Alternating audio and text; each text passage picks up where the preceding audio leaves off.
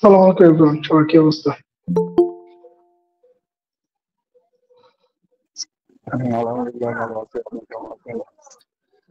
এই তো আছে আলহামদুলিল্লাহ। আজকে বৃষ্টি বাদলা হচ্ছে আপনাদের ওদিকে? এখন তো বৃষ্টি বাদলা নাই। আমাদের এদিকে বেশ বৃষ্টি হয়েছে। কিছু কিছু এলাকায় হয়েছে।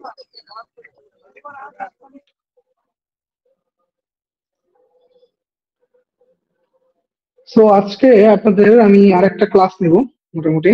তো আজকের ক্লাসটা আপনাদের টপিক আমি চয়েস করতে চাইছিলাম, ভাবলাম যে আপনাদেরকে দিয়েই করাই, বাট পরে ভাবলাম যে না থাক আমি চয়েস করি। তো আজকে ক্লাসটা মোটামুটি আপনাদের জন্য বেশ ইম্পর্টেন্ট হবে আশা করি ইনশাল্লাহ।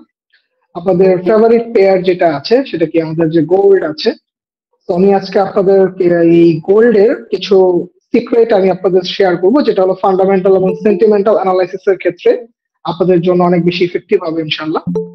তো ক্লাসটা শেষ পর্যন্ত করবেন, বেশিক্ষণ ক্লাস নিব না, হোপসো 30 to 40 মিনিটস এর ক্লাস।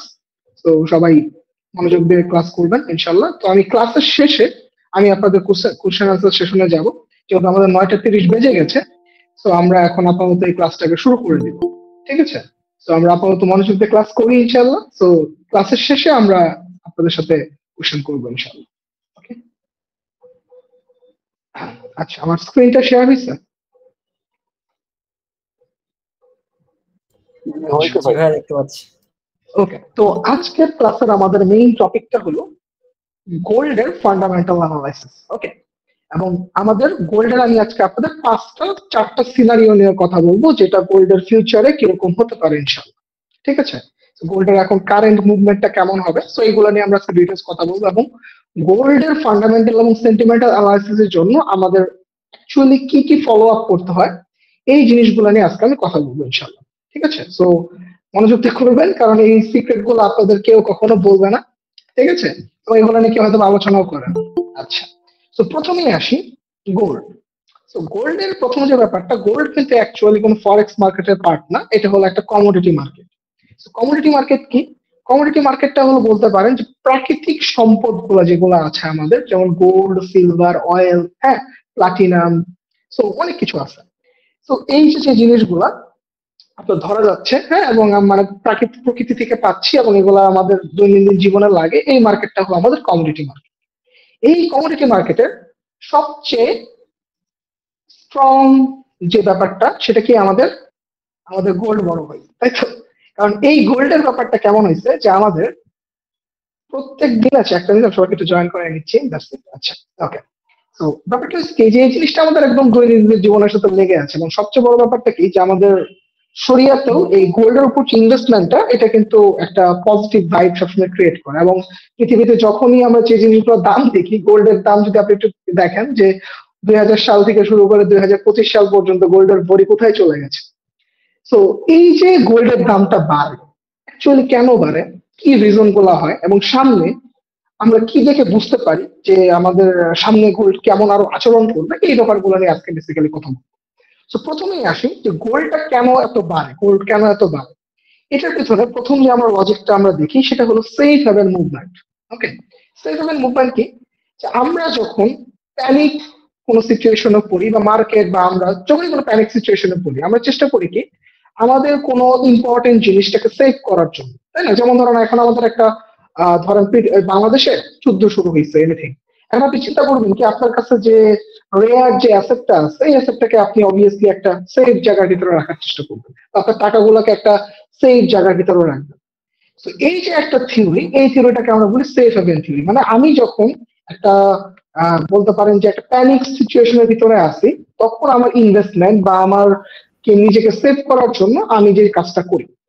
তো এখন এই কাজটা যে শুধু আমরাই করি বিষয়টা কিন্তু এমন না, মার্কেটেরও এই সেম কাজটা করতে হয়। তো প্রথমে এই যে জিনিসটা আমরা গোল্ডের জন্য সবাই জানি যে মার্কেটে যখনই ইকোনমিক্যাল কোনো ক্রাইসিস হয়, ওয়ার হয়, তখনই হলো আমাদের এই গোল্ডের একটা রাইজ হয়। তো আমরা সবাই এই গাছের দৃশ্য জানি, যখন কোনো যুদ্ধ শুরু হচ্ছে গোল্ডের দাম বাড়ে। এটার পিছনে রিজন কি? যে পৃথিবীর অর্থনীতি একটা ক্রাইসিস ক্রিয়েট হয় যখন ওয়ার শুরু হচ্ছে, তাই না? ইকোনমিক্যাল ক্রাইসিস, যে কারণে গোল্ডের রিসেটমেন্ট বুস্ট। বাট গোল্ডের যে শুধু এই একটাই কারণ, সেটা কিন্তু এমন না।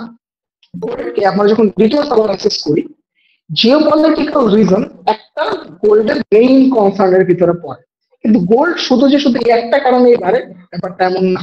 ঠিক আছে, গোল্ডের আরো মাল্টিপল ফ্যাক্টরস আছে, এবং গোল্ডের বিভিন্ন সিজনাল পজিশনিং আছে, যে পজিশন গুলো আমাদের বুঝতে হবে। যেমন আপনি যদি খেয়াল করে দেখেন, আমি কট সিজনাল প্যাটার্ন নিয়ে গ্রুপের ভিতর অনেকবার পোস্ট করছি যে আগস্ট মাসে গোল্ড বাড়বে, আপনার উপর দিকে রিভাইজ করে দেখতে পারেন ইনশাল্লাহ। এবং গোল্ড আপনি আগস্ট মাসে যদি দেখেন প্রায় 3 থেকে 3,500 পিপস উপরে চলে গেছে।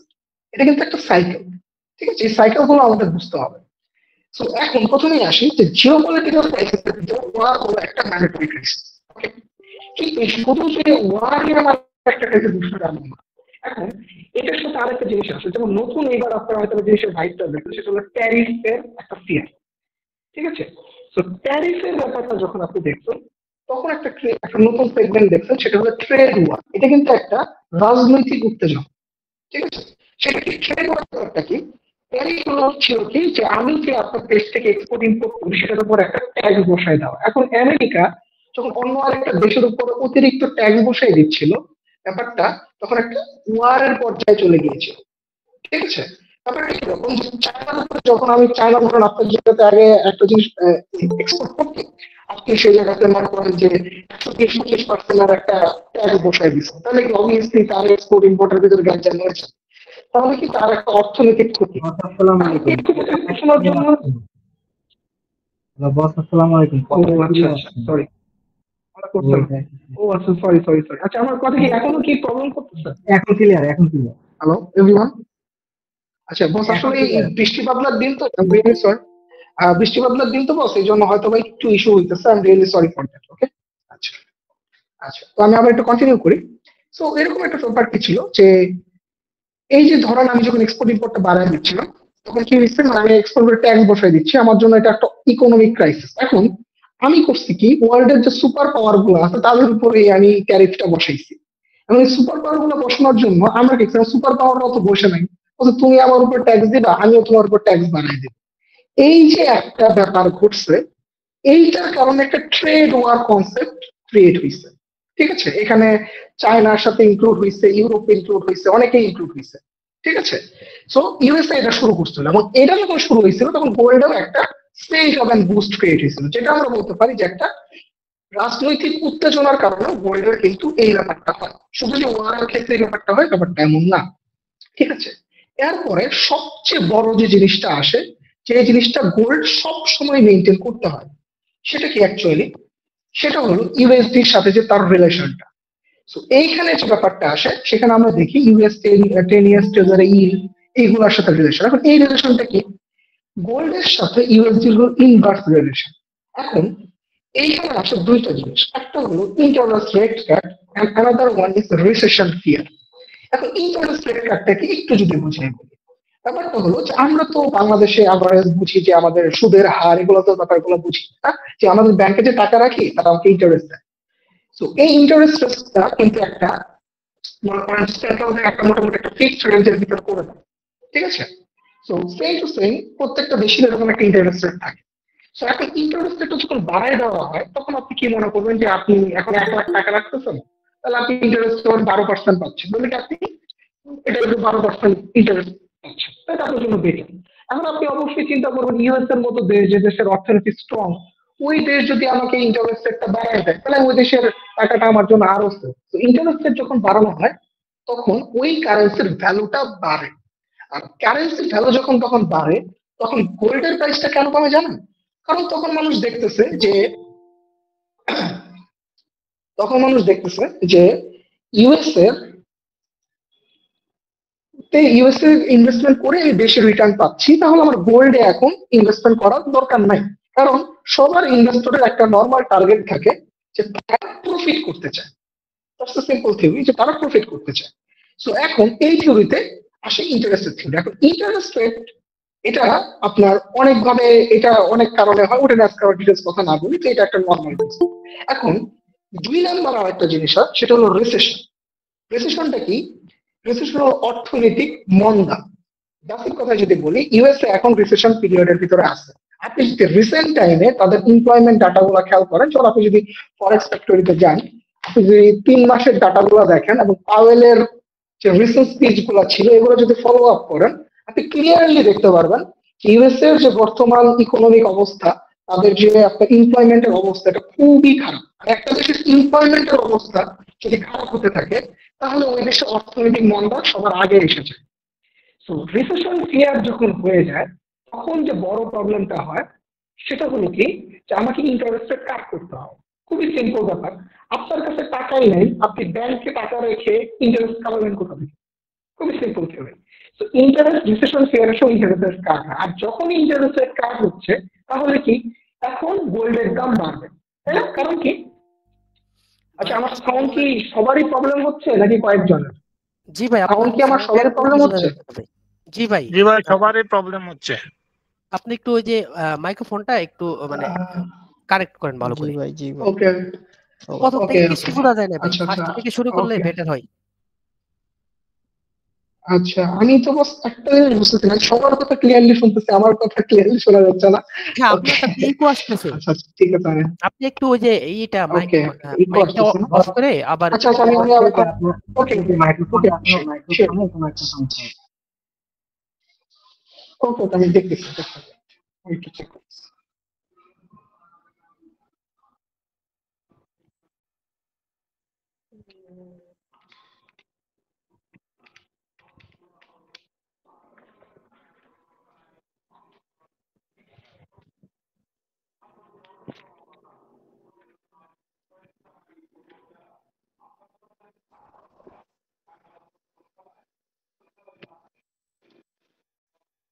আচ্ছা ভাই, এখন কি একটু ক্লিয়ার শোনা যায়? হ্যালো,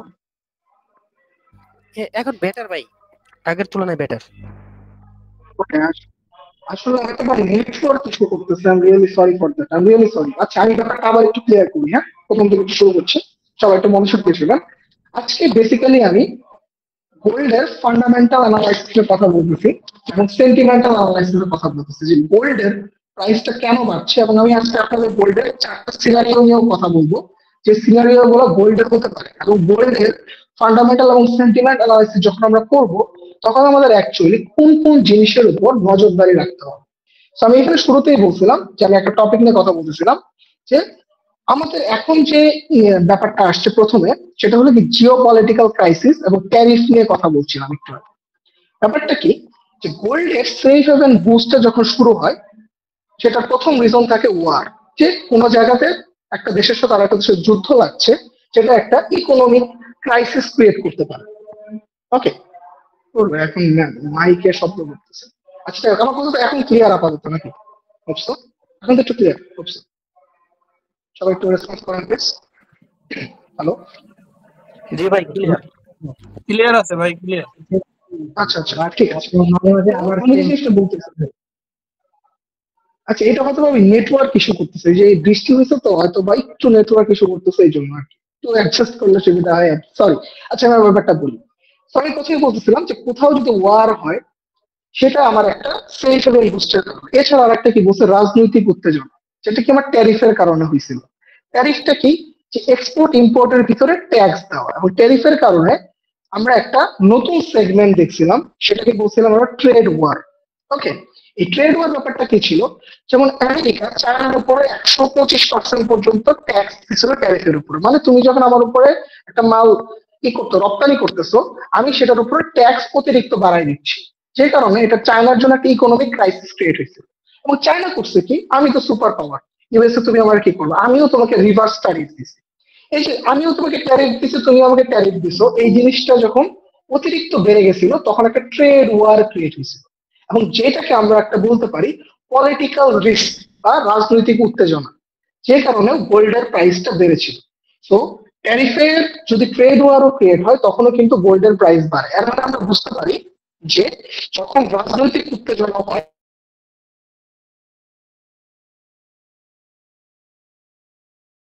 যেটা আমি বলতেছিলাম যে মেইন রিজন যে সবসময় তো যুদ্ধ আর ট্যারিফ লাগা থাকে, কিন্তু গোল্ডের একটা জিনিস সবসময় থাকে, সেটা হলো ইনভেস্টমেন্টের মাইন্ডসেট। তারা ইনভেস্টররা সবসময় চায় আমরা এমন জায়গায় আমাদের টাকাটা বা অ্যাসেটটাকে রাখি যেন আমাদের প্রফিটটা ম্যাক্সিমাইজ হয়, যেটা আমরা সবাই চাই অ্যাজ এ ইনভেস্টর। তো এখানে আসে দুইটা থিওরি, যে দুইটা থিওরি গোল্ডের জন্য খুবই ইফেক্টিভ। নাম্বার ওয়ান রেট কাট এবং আরেকটা হলো রিসেশন, ইন্টারেস্ট রেট কাট। এটা এখন ইন্টারেস্ট রেটের ব্যাপারটা কেন গোল্ডের সাথে ইফেক্টিভলি কাজ করে এই ব্যাপারটা যদি একটু বলি, যে গোল্ড হলো একটা নন ইল অ্যাসেট, মানে কি এর কোনো সুদ নেই, কারণ এটা তো কোনো কারেন্সি না। এখন ইউএসডিতে যখন ইন্টারেস্ট রেট বাড়ানো হয় তখন কি হয় ব্যাপারটা বুঝেন। ইন্টারেস্ট রেটটা কি, একটা দেশের ব্যাংকের যে রেটটা আমাদের প্রোভাইড করে টাকা রাখলে বা এফডি করেন, যে আপনি যে টাকাটা পান ইন্টারেস্ট রেটটা। এখন আপনি মনে করেন ইউএসএ যদি আমাকে বলে আমি তোমাকে ইন্টারেস্ট রেট বাড়াই দিব, তাহলে কি করবেন, আপনি অবশ্যই ইউএস এর ব্যাংকে টাকা রাখবেন, যারা আজকে মানে ইন্টারেস্ট খায় আর কি, তাদের জন্য বলতেছি। তো আপনি অবশ্যই চিন্তা করবেন এরকম যে ইউএস এর মতো একটা দেশ ইন্টারেস্ট রেট বাড়াই দিচ্ছে, ইউএস এর ইকোনমি এমনি স্ট্রেংথ, যেমন বাংলাদেশে যারা টাকা রাখছিল অনেকেরই ব্যাংক দেউলিয়া হয়ে গেছে, কারণ বাংলাদেশের ইকোনমি দুর্বল। তো এই ইউএসএ এর মতো দেশ যখন ইন্টারেস্ট রেট বাড়ায় দেয় তখন কি ইনভেস্টররা ওই জায়গাতে টাকাটা বেশি রাখতে পছন্দ করে। তখন ইনভেস্টররা যেটা করে গোল্ড থেকে টাকাটাকে আউটফ্লো করে ইউএসডি তে ইনফ্লো করে, যে কারণে তখন গোল্ডের প্রাইস কমে যায় এবং ইউএসডির প্রাইস বেড়ে যায়। ঠিক আছে, এখন রিসেন্ট টাইমে যে সিচুয়েশনটা হচ্ছে, আমরা কিন্তু বারবার গ্রুপের ভিতরে পোস্ট দিচ্ছি যে ইন্টারেস্ট রেট কাট হবে ব্যাপারটা। ঠিক আছে, ইন্টারেস্ট রেট কাট হওয়া মানে কি, যে ইউএসডির ভ্যালুটা কমে যাবে, যে কারণে গোল্ডের দাম এখন আল্লাহর রহমতে অনেকটা বেড়ে গেছে। এটা হলো একটা রিজন। এবং এইটার সাথে আরেকটা যে বড় রিজন, সেটা আমি বললাম রিসেশনের ফিয়ার। রিসেশনের ফিয়ারটা কি, অর্থনৈতিক মন্দা। একটা দেশের যখন কন্টিনিউয়াসলি এমপ্লয়মেন্ট খারাপ আসতেছে, জিডিপি খারাপ আসতেছে, তখন অবভিয়াসলি ওই দেশের ইকোনমি অবস্থা খারাপ। আর তখন ইন্টারেস্ট রেট আপনাকে কমাইতেই হবে, মানুষের কাছে টাকা নাই, চাকরি নেই, কে ব্যাংকে টাকা রাখবে ভাই, ব্যাপারটা বুঝেন, সিম্পল থিওরি। তো এই কারণে এই রেট কাট প্রেডিকশনের কারণে গোল্ডের দাম এখন বেড়ে গেছে। তো প্রথম একটা রিজন কি ছিল, যুদ্ধ তো চলতেছে, গাজা ওয়ার, ইসরায়েলের সাথে লেবাননের সাথে যুদ্ধ চলতেছে। ঠিক আছে, মাঝখানে ইরানের সাথে যুদ্ধ লেগে তৃতীয় বিশ্বযুদ্ধ শুরু করে নিয়েছিল, বাট মার্কেট জানতো যে এখন এই যুদ্ধটা শুরু হবে না, সে কারণে গোল্ডের প্রাইসিংটা মিডিয়াম লেভেল আছে, একটা রিজন। দুই নম্বর, মাঝখানে ট্যারিফের গ্যাঞ্জাম ছিল, যে কারণে গোল্ডকে প্রাইজিং করা হয়েছে। এখন ফ্যাক্ট হলো ইন্টারেস্ট রেট কাটের এই ব্যাপারটা যে ঘটবে, এইটা কিন্তু মার্কেট অনেক আগে থেকেই জানে, কারণ তাদের ইকোনমিক্যাল অ্যানালাইসিস অনেক পাওয়ারফুল। এখন আপনি একটা প্রেজেন্ট ঘটনাকে দিয়েই গোল্ডকে যে সবসময় জাজ করতে পারবেন বিষয়টা এমন না। গোল্ড অনেকগুলো সাইকেল মেনটেন করে, সেটার ভিতরে একটা হলো কট সিজনাল পজিশন। ঠিক আছে, এখন এই জিনিসটা বুঝতে গেলে আপনাকে গোল্ডের যে জিনিসটা বুঝতে হবে সেটা হলো গোল্ডের ইটিএফ। ঠিক আছে, যেটাকে ফিজিক্যাল ব্যাকড গোল্ড বলা হয়। যেটার পিছনে প্রথম যে হাতটা থাকে সেটা হলো বড় বড় সেন্ট্রাল ব্যাংকের। গোল্ড যে এত দূর যাচ্ছে এবং সামনে যে 3700 ক্রস করবে, এটার পিছনে সবচেয়ে বড় হাত হলো সেন্ট্রাল ব্যাংক। আমরা শুধু গোল্ডের যখন অ্যানালাইসিস করি তখন আমরা শুধু একটা অ্যানালাইসিস দেখতে চাই, যে গোল্ডে কোথায় যুদ্ধ হইতেছে, কি হইতেছে। গোল্ড শুধু এই একটা জিনিসের উপর সেন্টিমেন্ট কে করে না, আর মাল্টিপল সেন্টিমেন্ট অ্যাজাম্পশন আছে এবং তার নির্দিষ্ট সাইকেল আছে। সে একটা সাইকেলেই মেনটেন করে। যেমন আমি গ্রুপের ভিতরে কস্ট সিজনাল পজিশন নিয়ে বারবার পোস্ট করেছিলাম, আপনারা যদি দেখেন আমি বলছি যে আগস্ট মাসে গোল্ড বাড়বে। ঠিক আছে, আপনারা খেয়াল করে দেখতে পারেন, আগস্ট মাসে গোল্ড অতিরিক্ত অলরেডি 3500 প্লাস চলে গেছে। আচ্ছা, আমি আবার একটু রিপিট করি, আমার কি ভয়েস এখনো প্রবলেম করছে নাকি এখন একটু ক্লিয়ার আছে? এখন ঠিক আছে। ওকে ওকে, আচ্ছা, তো ঠিক আছে, থ্যাংক ইউ। তো এখন যে ব্যাপারটা আমি বলছিলাম যে এই ইটিএফ, তো প্রথম যে ব্যাপারটা আছে গোল্ড যে বাড়বে, এইটা মার্কেট অনেক আগে থেকে অ্যাজাম্পশন করে রাখছে ইটিএফ এর ইনফ্লো আউটফ্লো দেখে। আপনারা যারা বিটিসি ট্রেড করেন you know about ETF inflow outflow. তো এই যে সেন্ট্রাল ব্যাংক গোল্ডকে বাই করছে, এই বাইটা তারা অনেক আগে থেকেই করে রাখছিল। এবং আপনি যদি গোল্ডকে দেখেন, গোল্ড একটা লং টার্ম ট্রেন্ড মেনটেন করতেছে, মার্কেটে সে খুব বেশি নামে নাই এখনো, কারণ এই অ্যাজাম্পশনটা সেন্ট্রাল ব্যাংক একটা রিসেন্ট টাইমে নিয়ে রাখছে এবং তারা এত পরিমাণ গোল্ড রিজার্ভ করছে যে কারণে গোল্ডের স্ট্রেংথ আসাটা খুবই স্বাভাবিক। এর ভিতরে হাওয়াটা লাগতে হলো ইউএস এর রিসেশনের ফিয়ার, যে কারণে গোল্ড বেচারা অ্যাকচুয়ালি এই মোমেন্টামটা হইছে। কাইন্ডলি বলতে একজন স্ক্রিনশট দিয়ে ফেলছে, সেইটা অফ করেন বস। ঠিক আছে, আচ্ছা, তো এইটা গেল একটা ব্যাপার। সো সেন্ট্রাল ব্যাংক কখন গোল্ড বাই করতেছে, you have to know that. এবং এইটা গোল্ডের বুস্টের জন্য, টু বি ভেরি অনেস্ট, ওয়ারের চেয়েও বেশি স্ট্রং। সত্যি কথা, আমরা তো শুধু খালি ওয়ারের দিকে তাকাই থাকি, ঠিক আছে? বাট সেন্ট্রাল ব্যাংক যখন গোল্ড বাই করতেছে এই অ্যাজাম্পশন, কারণ কি সেন্ট্রাল ব্যাংক জানে ফিউচারে ইকোনমির অবস্থাটা কেমন হবে। They know better than us, you have to know that. Okay, আচ্ছা, এখন এই যে ব্যাপারটা হচ্ছে, এই ব্যাপারটা তো হওয়াতে গোল্ডের আমি 5টা সিনারিও আপনাদের বলতে পারি, যে আমি 5টা সিনারিও অ্যাজাম্পশন করছি, যে 5টা সিনারিও গোল্ডের ভিতরে আপনি দেখতে পারেন, ঠিক আছে? তো এখানে ধরো একটা সেকেন্ড, জাস্ট মিনিট, আমি এটা করে। ওকে, তো এখন ইন্টারেস্ট রেট কাট হওয়াটা খুবই লজিক্যাল হয়ে গেছে, ঠিক আছে? আমরা যদি সিএমই ফেড ওয়াজ ফুলটা একটু দেখি, ওকে, মানে গোল্ড এখন কি কি হতে পারে এই অংশটা মাথায় রাখতে। তো দেখেন এই জায়গাটা একটু লোড নেই। ভাই স্ক্রিন শেয়ার করে রাখছি কি? বস আমার স্ক্রিন শেয়ার করা, আপনি এক্সট্রা হয়তো বা স্ক্রিন শেয়ার করে রাখছেন, আমার স্ক্রিন শেয়ার করা হবে। আচ্ছা, তো এই জায়গাটা খেয়াল করে দেখেন যে সিএমই ফেড ওয়াজ টুলে রেট কাট 100% ইজ, মানে 100% 25 BPS rate cut is mandatory for now, এটা হয়ে গেছে। এখন কাইন্ডলি বস সবাই একটু মাইকটা মিউট করেন, কেউ একটু স্পিকারটা অফ রাখেন, থ্যাংক ইউ। আচ্ছা, তো রেট কাট 25 বিপিএস এটা কনফার্ম হয়ে গেছে, এবং মার্কেট সে অনুযায়ী প্রাইসিং করছে, যেটাকে আমরা বলি স্পেকুলেশন থিওরি। এটা আমরা ডিটেলস পরে কথা বলবো, যে সিএফডিতে মার্কেট সবটা স্পেকুলেট করে, ঠিক আছে? একটা ঘটনা ঘটার আগেই সেটা অ্যাজাম্পশনে মার্কেটে ট্রেড নেওয়া শুরু হয়ে যায়, ঠিক আছে? তো এটা হলো সিএফডির একটা থিওরি, এবং আপনাকে বুঝতে হবে এবং আপনাকে বের হতে হবে, এগুলো ইনস্টিটিউশনাল থিওরি, এগুলো আমরা পরে কথা বলবো। তো এখন ধরুন রেট কাট যদি হয়, ফেড কত রেট কাট করতে পারে?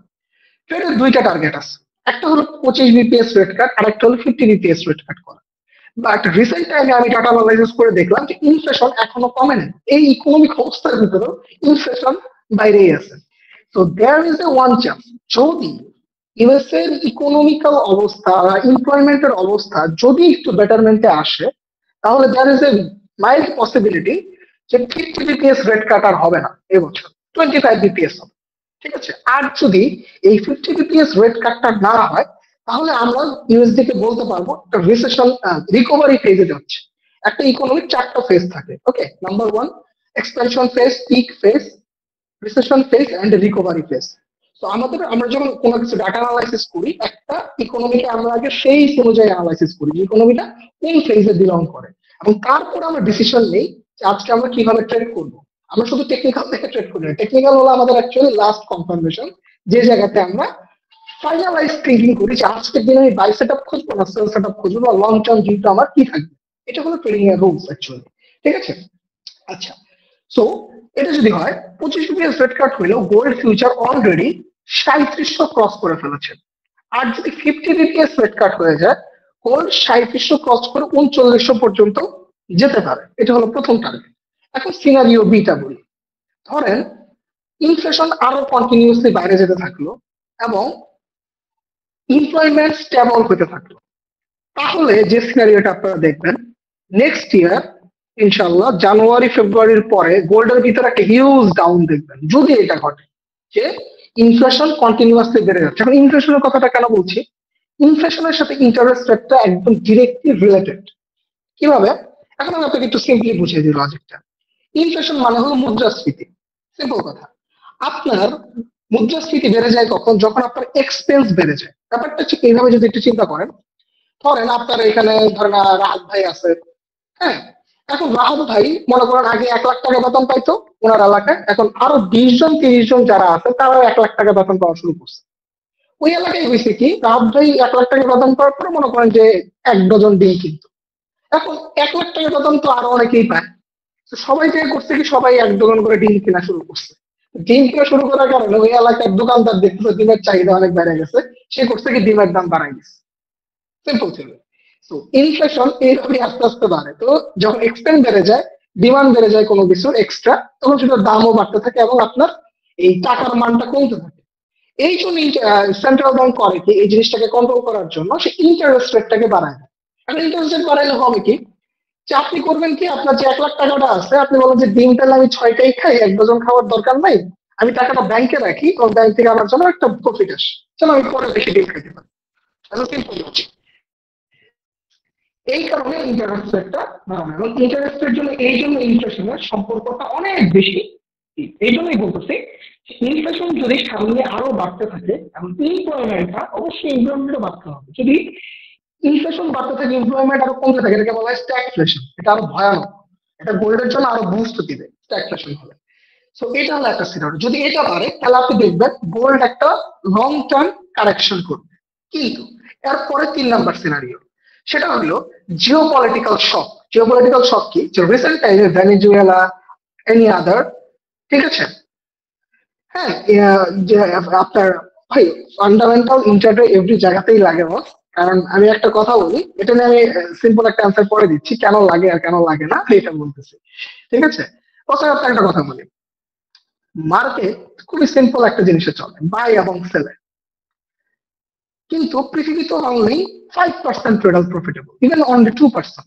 ইভেন আমিও যে খুব বড় প্রফিটেবল ট্রেডার বলবো তা না, কারণ আমি জীবনে যে পরিমাণ লস করে আসছি আমার মনে হয় না আমার ওই পরিমাণ টাকা এখন আমার ওই সেগমেন্ট আসছে মাথার মধ্যে যে না ভাই আমার এই টাকা উসুল দিচ্ছে। কারণ আমি 7-8 বছর ধরে ট্রেড করতেছি। এখন ফ্যাক্টটা হলে কোনো কাছে মনে হতে পারে fundamental is nothing, sentiment is nothing, everything is nothing. But ব্যাপারটা কি জানেন, আপনি প্রফিটেবল হওয়ার জন্য কোন কোন ক্রাইটেরিয়া ইউজ করবেন। এই প্রথম ক্রাইটেরিয়ার ভিতরে যেটা পড়ে যে এই যে মার্কেটটা যারা চালায় তারা হলো কি ইনস্টিটিউশনাল সেন্ট্রাল ব্যাংক, তারা কি ভাবছে তাদের সাথে যদি আমি চলতে চাই তাহলে আমি শুধু প্রাইসটাকে দেখবো না, আমি মার্কেটের ইন্টেন্টটাকে বোঝার চেষ্টা করবো। এখন এই ব্যাপারটা হইলে আমার সুবিধাটা কি হয়, এখন অ্যাজ এ ট্রেডার হিসাবে আপনি দিনে 10টা সেট আপ পাইতে পারেন ইন্টারডে ট্রেডে, এমন হতে পারে আপনার 8টা সেট আপে আছে কাজ করছে। কিন্তু আমি ট্রেডার, আমি 10টা সেট আপই নিব না। আমি করবো কি, আগে মার্কেটে বায়াসটাকে সেট করে দিছি, আমি দেখতেছি যে আজকের দিনে মার্কেটের সেগমেন্ট এবং ইন্টেন্টটা কি, এবং লং টার্ম 7 ডেজ এর বা 2 ডেজ এর ইন্টেন্টটা কি, বা আজকের দিনে কোন ডাটাগুলো তাকে ইফেক্ট করতে পারে, আমি শুধু ওই ইন্টেন্টেই ট্রেড করবো। তাহলে কি আপনি যদি 10টা ট্রেডের ভিতরে 4টা সেল বা মনে করেন 5টা বাই, আমি আজকের ইন্টেন্ট পাইছি বাই, আমি সেল সেট আপ পেলে ধরবো না। যে কারণে হবে কি আমার বায়াস, এই যে আমার মাইন্ডসেটটা যেটা আমাদের সবচেয়ে বড় ইস্যু, ঠিক আছে, যেটা আমাদের সবচেয়ে বড় ইস্যু, সেটা হলো কি আমাদের এই এই যে বায়াসটা যেটা আমরা সাইকোলজিটাকে কন্ট্রোল করতে পারি না। আমি এই বায়াসটা ঠিক রাখার কারণে আমার সাইকোলজিটা কন্ট্রোলে থাকবে। আচ্ছা আমার ভয়েস কি একটু প্রবলেম করতেছে অনেকের কাছে? নাকি একটু ক্লিয়ার কথা বস? আমি সবাই বলতেছি হ্যালো, ক্লিয়ার আছে? ওকে, আসলে বস যাদের একটু প্রবলেম করতেছে হয়তো বা তাদের একটু প্রবলেম হচ্ছে, হয়তো নেটওয়ার্ক ইস্যু আর কি। তো নেটওয়ার্কটা চেক করে নেন, ইনশাল্লাহ ঠিক হয়ে যাবে। আচ্ছা, তো যেটা ওটা বলতেছি, এই বায়াসটা ক্লিয়ার হওয়ার কারণে আমার অ্যাকুরেসিটা বেড়ে যাবে। সো দ্যাট নট মিন যে আপনার টেকনিক্যাল অ্যানালাইসিসকে আমি ব্যাড বলতেছি। তো অ্যাজ এ প্রফেশনাল ট্রেডাররা ফান্ডামেন্টাল এবং সেন্টিমেন্ট অ্যানালাইসিস করে তারা টেকনিক্যাল অ্যানালাইসিসে আসে, তারা দেখে যে আজকের দিনে আমার কি ট্রেড করবো। যেমন আমি একদিনে 2টা বেশি ট্রেড করি না, আপনি যদি আমার গ্রুপেও দেখেন আমি একটা করে ট্রেড করি, এবং একটা ট্রেড যখন আমি বায়াসে ট্রেড করতেছি একদিনে একটা ট্রেডই করতেছি, এবং ম্যাক্স 2টা ট্রেড করতেছি, আর বেশি আমি ট্রেড করি না। কারণ কি এত ট্রেড করার প্রয়োজন পড়ে না, আপনি যত বেশি ট্রেড করবেন আপনার সাইকোলজি নষ্ট হবে, ঠিক আছে। আমি 8 বছর একটা জিনিস বুঝছি, আমার জীবনে সবচেয়ে বড় প্রবলেম আমরা ওভার ট্রেডিং করি, রিভেঞ্জ ট্রেড করি, যে কারণেই হলো আমাদের লস। মার্কেটে আপনি একটু সিম্পল স্ট্র্যাটেজিকেও আপনি প্রফিটেবল বানাতে পারেন, কিন্তু ওই জিনিসটাকে পিক করার জন্য ইউ নিড প্রপার নলেজ। যে নলেজটা আপনি যখন ইনশাল্লাহ আস্তে আস্তে গেইন করবেন তখন আপনি অ্যাকচুয়ালি বুঝবেন যে আপনার আসলে ভুল হচ্ছে কোথায়, কেন আপনি বায়াসে সেগমেন্টে থাকতে পারছেন না, ঠিক আছে। বস আসলে I am really sorry, sound আসলে আমার কিছু করার নাই, আমি আসলে বুঝতেছি না কি হচ্ছে, মানে আমি আপনাদের কথা ক্লিয়ারলি শুনতেছি, হয়তো বা আপনাদেরও কারো কারো হয়তো ওয়াইফাই ইস্যু করছে, আমি really sorry for that actually. আচ্ছা, একটু কষ্ট করেন আর কি। আচ্ছা, তো এই যে সিনারিওটা বললাম, তো ফান্ডামেন্টাল আপনাকে কি করছে, যে আপনাকে কি করছে বেসিক্যালি, যে আপনাকে বায়াসটা সেট করে দিচ্ছে, সেন্টিমেন্ট আপনার বায়াসটা সেট করছে, ওকে। তো যে কারণে আপনি প্রপার ট্রেডটা এক্সিকিউশন করতে পারছেন এবং মাস শেষে আপনি পাচ্ছেন একটা প্রপার অ্যাকুরেসি। এইটা হলো ফান্ডামেন্টাল এবং সেন্টিমেন্টালের কাজ। এবং এটা যদি ইফেক্টিভ না হইতো, যারা ইনস্টিটিউশনাল ট্রেডার, হেজ ফান্ড, তারা এই জিনিসটাকে ফলো করতো না, তাই না? অবভিয়াসলি বস আমি এটা 2বার অলরেডি মাইক আনব্লক করছি অ্যাকচুয়ালি, এই আর কি। আচ্ছা, তো এখন 3 নাম্বার সিনারিওতে আসি। তো আপনার যদি এখন দেখেন যে কন্টিনিউয়াসলি ইনফ্লেশনটা বেড়ে যাচ্ছে তাহলে, এবং এমপ্লয়মেন্টটাও সাথে বাড়ছে, তো there is a very good chance যে গোল্ড এই র্যালিটা শেষের পরে ভালো একটা কারেকশন করবে। আর যদি সে এরকম না হয়, জিওপলিটিক্যাল শক যদি আসে যে পৃথিবীতে যে এই যে ওয়ারের যে কাহিনীগুলো চলতেছে, ভেনেজুয়েলার সাথে যদি আরো 4-5টা যুদ্ধ লেগে যায়, তো জেপি মর্গানের প্রেডিকশন হলো গোল্ড 4000-কেও ক্রস করতে পারে। কিন্তু গোল্ড এই 4000-এর প্রাইজিং এর পর গোল্ডের একটা অবশ্যই রেঞ্জ বাউন্ডার একটা কারেকশন করতে হবে যদি সিপিআই বাড়তে থাকে, এবং ওই রেঞ্জটার ভিতরে আমাদের প্রমোতে পড়া যাবে না। যেমন এখন রিটেল যা র্যালিটা মিস করে ফেলছে, রিটেল যখন এই র্যালিটাকে ভিতরে বেশি ঢুকে যাবে, মানে কি রিটেল রেডি মিস করতে, মানে কি রিটেল বাইয়ের সাথে অ্যাডজাস্ট হয়নি, রিটেল সবসময় রং পজিশনে থাকে। ঠিক আছে, আমরা কিন্তু অ্যাকচুয়ালি রিটেল ট্রেডার কাতারেও করি না, মানে আমাদের ইনভেস্টমেন্ট কম, বাট বলতে পারেন অ্যাজ এ রিটেল ট্রেডার আমরা আমাদের ডিসিশন সবসময় রং ডিসিশন নিই মার্কেটে। তো ব্যাপারটা যেটা বলছি, যে রিটেল যখন অতিরিক্ত বাই পজিশনে চলে যাবে, তখন দেখবেন ইনস্টিটিউশনালরা রিভার্স করে দিবে ট্রেডটাকে, কারণ ইনস্টিটিউশনালরা সবার আগে রিটেলদের খায়। মার্কেট ইনস্টিটিউশনাল লস করে, কিন্তু একটা পার্টি আছে তারা কখনো লস করে না, তারা হলো প্রডিউসার মার্চেন্ট। তাদের মার্কেটের ভিউ থাকে 10 ইয়ার্স 5 ইয়ার্স এই লেভেল, এবং তাদের যদি আপনি গোল্ডকে 3000-4000 পিপস নিচে নামান, তাদের কিচ্ছু যায় আসে না, তাদের ইনভেন্টরি ওই পরিমাণ স্ট্রং। তো ওনাদের হিসাব করে আমাদের লাভ নেই। ঠিক আছে, আমরা রিটেল ট্রেডার আমাদের সেগমেন্ট রাখতে হয় ইনস্টিটিউশনাল থিওরিতে। যেমন আমি যদি সামনে কোর প্রেডিকশনের গ্রুপটা ওপেন করি ইনশাআল্লাহ, এখানে আপনাদের ডিরেক্টলি দেখাবো যে গোল্ডে কিভাবে আপনি এই প্রত্যেকটা ক্যান্ডেলের ভিতরে কিভাবে অর্ডার আসে এবং কিভাবে আমরা ট্রেড করি ইনস্টিটিউশনাল থিওরিতে, ইনস্টিটিউশনাল কিভাবে প্রাইসটাকে অ্যাডজাস্ট করছে, কিভাবে লং টার্ম ট্রেড করতে হয়, কিভাবে ইন্টারডে ট্রেড করতে হয়, কিভাবে একটা বায়াস সেট করতে হয়, এই ব্যাপারগুলো আমি গ্রুপের ভিতরে রাখবো ইনশাআল্লাহ। ঠিক আছে, তো ওই গ্রুপের ভিতরে তখন আপনারা লাইভে দেখতে পারবেন ইনশাআল্লাহ সেই প্রত্যেকটা ক্যান্ডেলে কি পরিমাণ অর্ডার এক্সিকিউট হচ্ছে। ঠিক আছে, এটাকে ডিরেক্টলি দেখা যায়, এটা সেফডিতে দেখা যায় না, আমরা গোল্ডের ফিউচারে সেটা দেখি। আচ্ছা, তো এই 4টা সিনারিও গোল্ডের জন্য আছে। এবছর গোল্ড ইনশাআল্লাহ 3700 ক্রস করবে, বাট সেটা একটা লং টার্ম ভিউতে। এখন যদি চায় মার্কেট একটু কারেকশন করতে পারে, পুল back is a different thought, but আপনি যদি লং টার্ম ভিউ চিন্তা করেন, গোল্ডের এখনো 3700 ক্রস করার অপরচুনিটি আছে, কারণ গোল্ডের ফিউচার অলরেডি 3700 ক্রস করে ফেলছে। ঠিক আছে, আর এখন এই 3900, 4000, 4200 যাবে কিনা এটা ডিপেন্ড করার জন্য আপনাকে ইনফ্লেশন এবং ইন্টারেস্ট রেট কাটের দিকে কঠিন ভাবে নজর রাখতে হবে, এবং জিওপলিটিক্যাল ইভেন্ট গুলা, মানে কি কার সাথে কার যুদ্ধ বাঁচতেছে, এবং ট্যারিফে ট্রেড ওয়ার আবার শুরু হচ্ছে কিনা, এই ব্যাপারগুলোকে আপনাকে একটু কন্টিনিউয়াসলি ফলো আপ করতে হবে।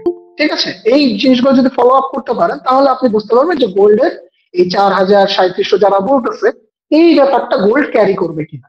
তো আর একটা কথা মাথায় রাখবেন, যেটা সবচেয়ে ইম্পর্টেন্ট থিওরি, মার্কেট সবকিছুর একটা প্রাইজিং আছে। যেমন কি আমি একটু বলে রাখি, যারা রেড কার্ড প্রেডিকশনের জন্য প্রাইজিং করছে তারা তো টাকা ঢুকেছে মার্কেটে। এই টাকাটা তাদের প্রফিট কখন হবে, যখন অবভিয়াসলি তাদের একটা প্রফিট টেকিং যখন করবে, অবভিয়াসলি তারা টাকাটা মার্কেট থেকে বের করে দিবে, তারা যদি বায়ো থাকে সেই শেয়ার গুলোকে সেল করে দিবে। অবভিয়াসলি একটা অংশন মাথায় রাখবেন, যখন ট্রেড করবেন ইউ হ্যাভ টু নো কখন আপনাকে মার্কেট থেকে বের হতে হবে, কখন আপনাকে একটা রেলি চেঞ্জ করতে হবে।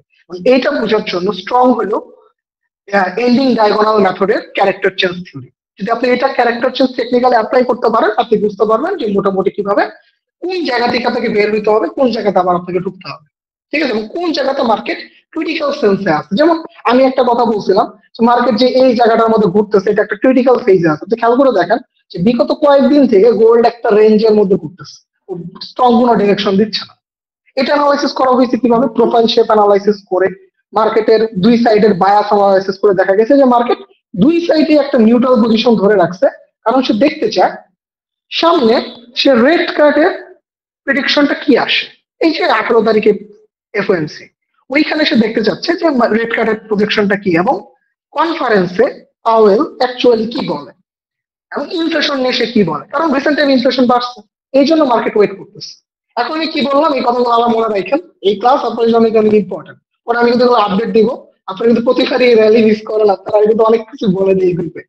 সো ইনফ্লেশনের দিক নজর রাখবেন, এমপ্লয়মেন্টের দিক নজর রাখবেন মাস্ট, যেটা আপনি ফরেক্স ফ্যাক্টরি ইজিলি দেখতে পারবেন। 3 নম্বর কি কোনো জিওপলিটিক্যাল ক্রাইসিস ক্রিয়েট হচ্ছে কিনা। একটা কথা আরেকবার বলে রাখি, ফান্ডামেন্টাল সেন্টিমেন্টাল আমরা ইউজ করি টেকনিক্যাল কনফার্মেশনের জন্য। আমি ততক্ষণ পর্যন্ত কোনো ট্রেড নেই না যতক্ষণ না পর্যন্ত আমি কোনো টেকনিক্যাল কনফার্মেশন পাই। তো অনেক ফান্ডামেন্টাল আসে, অনেক সেন্টিমেন্টাল মেথড আসে, সবই যে মার্কেট পিক করে ব্যাপারটা কিন্তু তেমনও না, ওইটার সাথে অবশ্যই একটা টেকনিক্যাল কনফার্মেশন হয়। তো আমি যখন তিনটা কম্বাইন্ড করে আপনি ট্রেড করবেন, আপনি আপনার অ্যাকুরেসিকে 98% উপরে নিয়ে যেতে পারবেন ইনশাল্লাহ। আপনি ট্রাই করে দেখতে পারেন, বা আপনি আমাকেও যদি দেখতে চান আমি দেখাতে পারি, সমস্যা নেই ইনশাল্লাহ, যেটা পসিবল।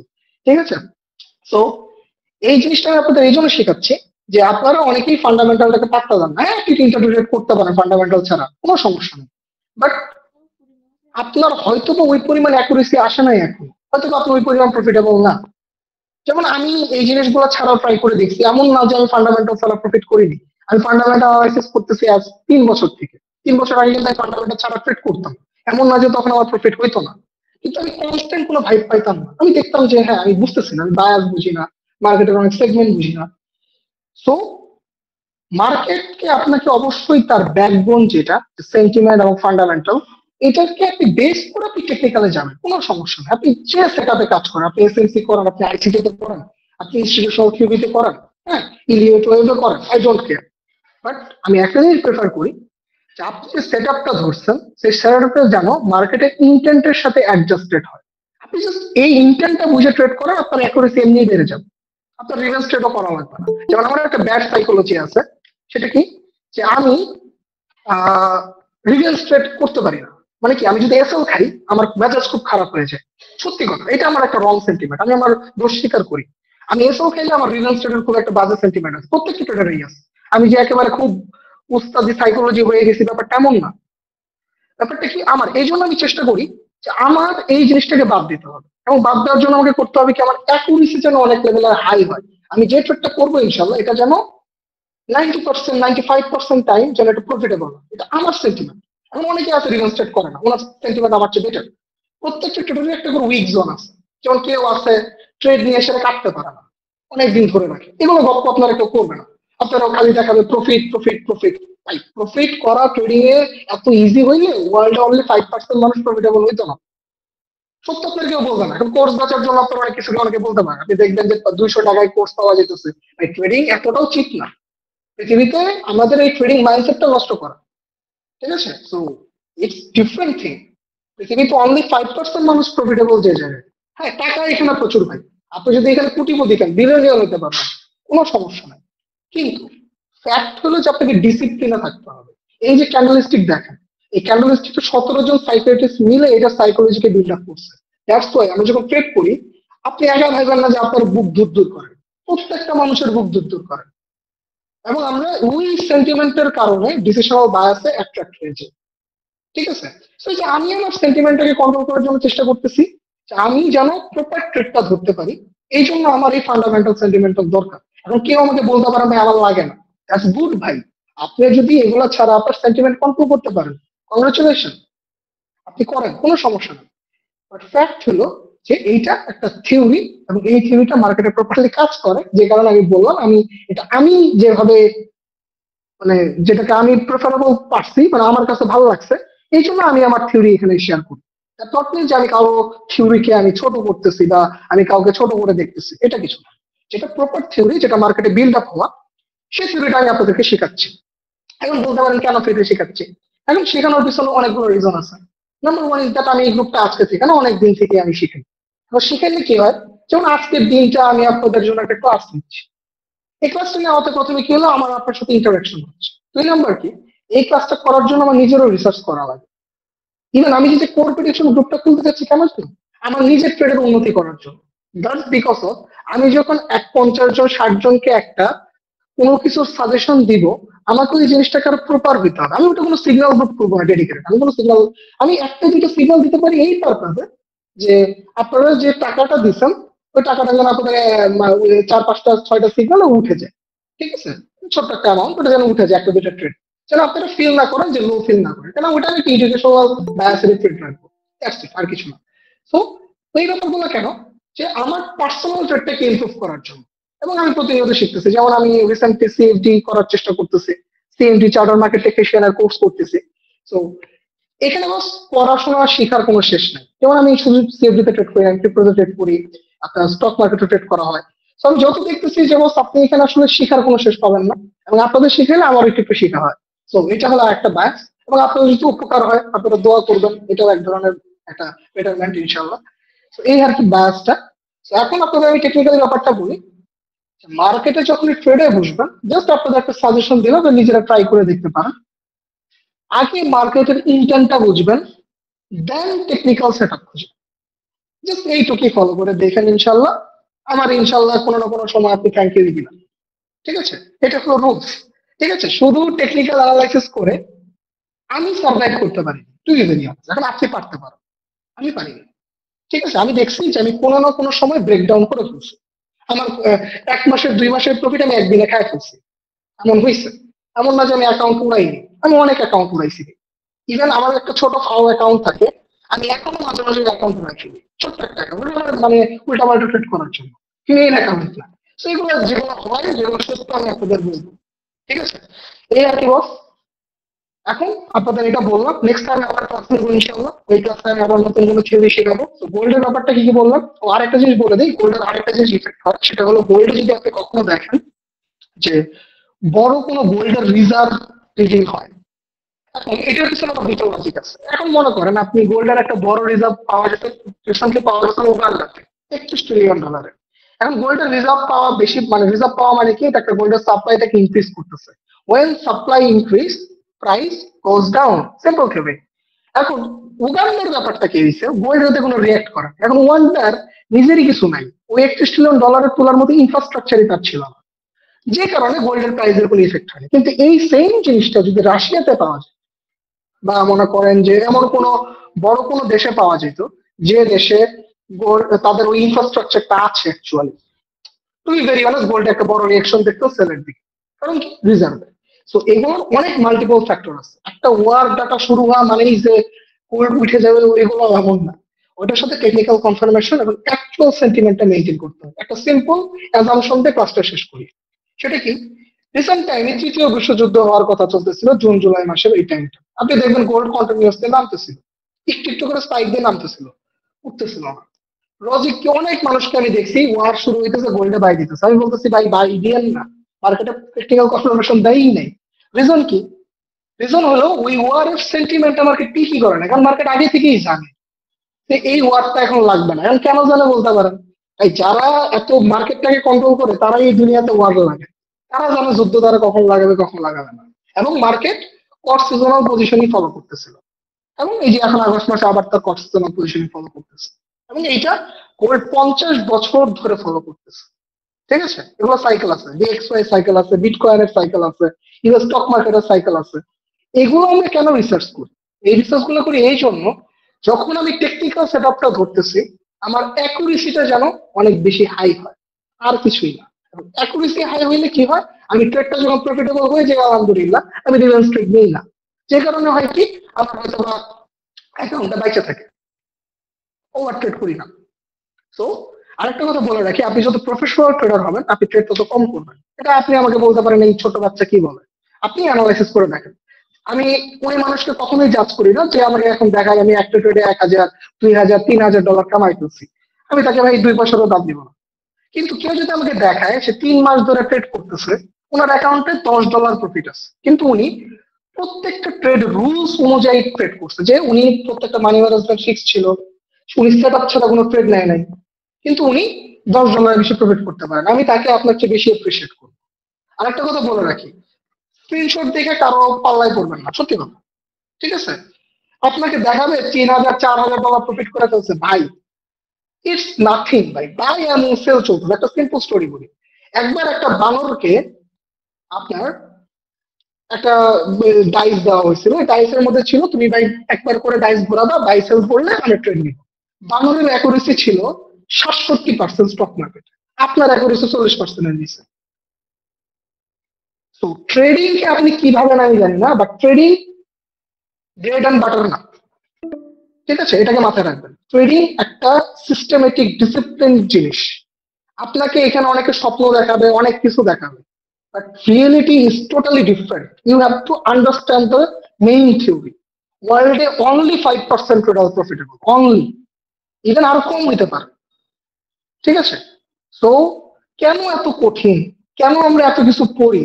পৃথিবীতে বাইরে একটা ট্রেডিং কোর্স 20,000 25,000 টাকা, বাংলাদেশে থেকে 299 টাকায় কোর্স করাইতেছে, আমি জানি না কেন করে। এই জিনিসটা কেন হয়েছে যে না আমাদের মাইন্ডসেটের কারণে। মানুষ দেখে এই যে এখন আমি 299 টাকা দিয়ে দিব, তাহলে এখন আমার কাছে 1000 মানুষ জয়েন করবে, আমার কাছে এমনি 2 লাখ টাকা হয়ে গেছে। ভেরি অনেস্ট, আপনাকে সত্য কেউ বলবো না।